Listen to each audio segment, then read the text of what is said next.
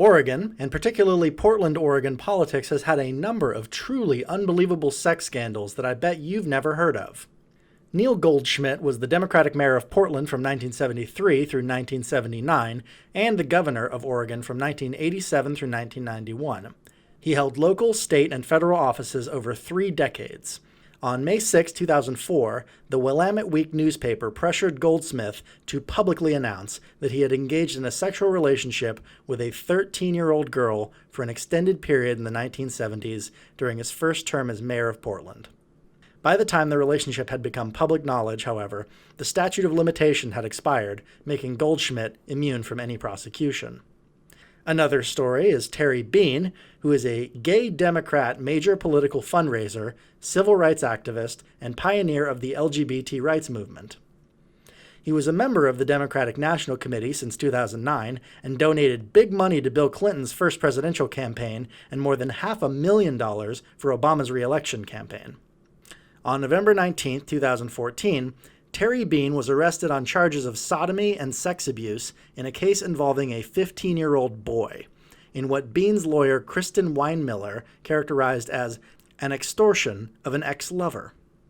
The judge dismissed the case in 2015, but Bean was re-indicted on the same charges in 2019 when it was discovered that both he and his lawyer had paid off the alleged victim in order to keep him off the witness stand.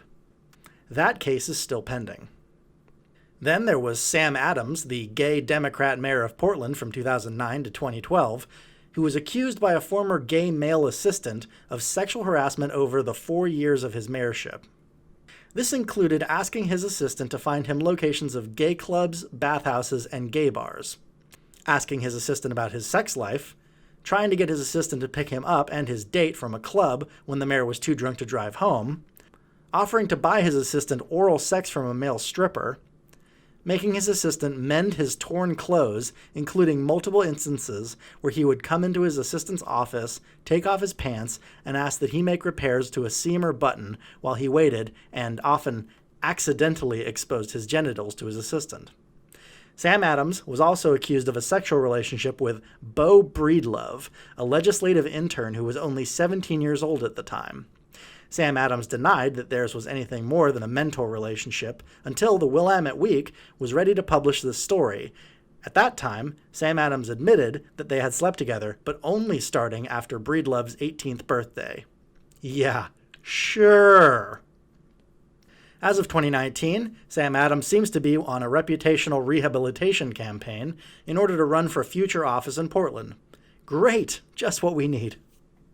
And most recently, Gordon Sondland, the former United States ambassador to the European Union, who provided critical testimony in the impeachment inquiry of President Donald Trump, was an Oregon businessman specializing in hotels before his forays into politics. In November 2019, 3 women came out publicly claiming that Gordon Sondland perpetrated sexual misconduct and then tried to retaliate against them professionally after they had rejected his advances. In one case, a potential business partner recalls that Sondland took her to tour a room in a hotel he owned, only then to grab her face and try to kiss her. After she had rejected him, Sondland backtracked on investing in her business.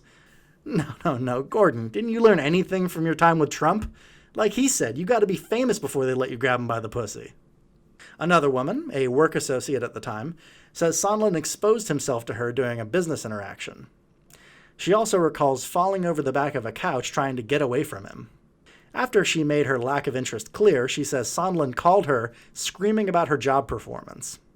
A third woman, 27 years Sondland's junior, met him to discuss a potential job. She says he pushed himself against her and kissed her. She shoved him away. At that point, she says his job help stopped.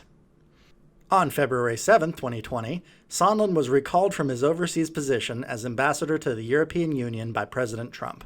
In other words, he was fired. So, what gives with all this sexual misconduct going on at the heights of political and business power in the state of Oregon? Well, I have a theory, but to hear that, you'll have to wait to watch my next video. Portland Child Sex Trafficking. No Country for Young Girls. How's that for a video title? Who knows what evil lurks in the hearts of men?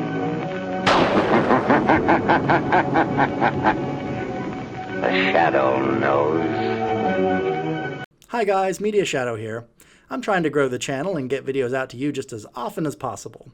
What would really help me accomplish that would be to grow my subscriber numbers. So if you haven't yet, and you're digging my content, please hit the subscribe button and that little bell icon to get notified for when all of my videos drop. And if you have already subscribed, please drop a comment, hit the like button, and most importantly, share a video you enjoyed on social media or any dark crevice of the internet you fancy. Thanks!